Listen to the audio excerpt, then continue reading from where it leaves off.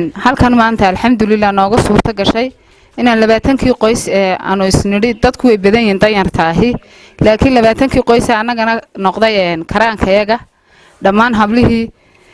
lacagta soo bixiyay horta Ilaahay khayr ha siiyo halkay ka soo bixiyana waa sadaqada Ilaahay khayr ha ugu bedelo maanta waxay afuriyeen 20 qoysna wax yar ma aha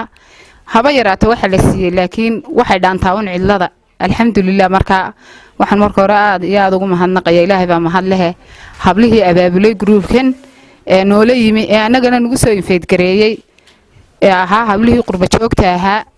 marka maanta waxaan noo suurta gashay inaanu 20 qoys aanu ku tala galay inaan afurino anagoo ah hablaha gobolka Togdheer qayb kamid ah dal iyo dibadba joogan ayaa waxaan noo hirgashay inaan maanta dadkii halkan sugu keeno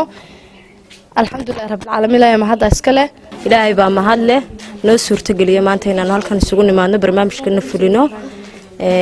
hablihii soo bixiyay sadaqadan iyo hablihii soo abaabulay aad bay u mahadsan yihiin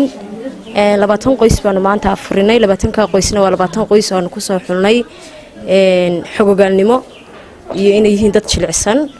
oo aad u tabaalaysan waxaan leeyahay ilaahay baa mahad leh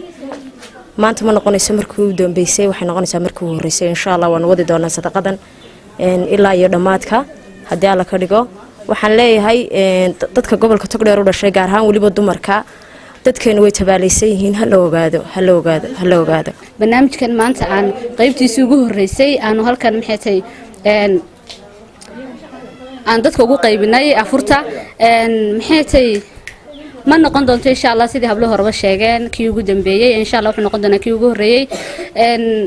anagu maanta maxay dad badan ma oranayna dad badan baan wax gaarsiinay hadana marka si loo eego waqtigan bilownay iyo maxay awoodeeda anagu u badnayn hablo maxay aan badankoodu dad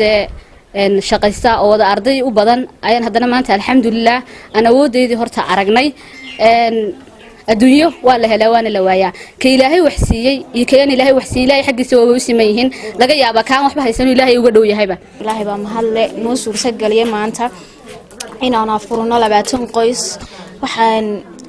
sidoo kale u mahadnaqayaa hablihii qurba joogta ahaa ee ka qayb qaatay sida hablihii horeba soo xuseen si ku afurninay 20 qoys isla markaasina ay ka qayb galeen hablaha Togdheer ma oran karo way wada dhameystirayeen laakiin intii Ilaahay garaadkii aqoonta siiyay ayaa maxay talay ka qayb gashay dhammaan ummadda inta baa mushtarka inta maqan inta dalka gudihiisa joogta waxay satana waxaan baaq ugu dirayaa inay walaaladooda islaamka hoos u eegaan inta baahan hoos u eegaan ka soo qaad naftaada maanta adigoo dhargay birina baahan ma u baahantay in lagu caawiyo ma doonaysaa in maxay ahayd tolay aad waxishid tani waa adduunyo cidna wax ka raacmayso marka waxaan leeyahay dhammaan ummadda islaamka haday tahay burcaba sheegmay Soomaaliland ama ummadda afka Soomaaliga ku hadasha war meel kastaad joogtaan walaalkaaga baahan caawi oo ogo baan salaamaya ama mahadnaqaya hablaha yaryar ee Soomaaliland u dhashay sida wanaagsan noo caawiyay bixii ayna siiyeen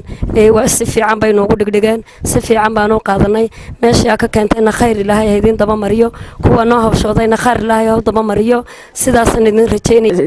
waxaan u mahadnaqayaa dadweynaha maxay tahay hablaha reer Togdheer iyo kuwa noo hawshooday iyo kuwa dibadda nooga soo dirayba nasiyay raashinka in Ilaahay meeshay ka soo saaraan xasan khayr iyo xasanaad Ilaahay siiyo hablaha reebco ee gobolka Togdheer karaan ka soo laabta ka soo goday ayaan u direynaa